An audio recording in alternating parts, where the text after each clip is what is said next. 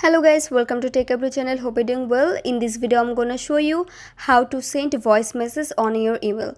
So guys, for that at first you have to go to your drive, then tap on the plus icon, tap on upload.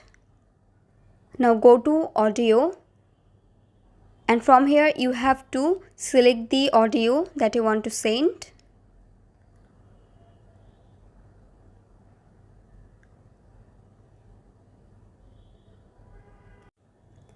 Now tap on the three dot icon, tap on manage access. Now tap on restricted, go to restricted and select anyone with the link.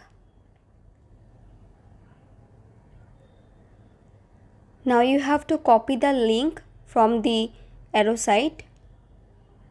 Now go back and go to email, tap on compose. You have to select the ID whom you want to send, and now you can see there is the option attach. Tap on it. Now tap on attach. Go to now you have to select your drive. Tap on my drive. Now select the audio, and guys, that's it.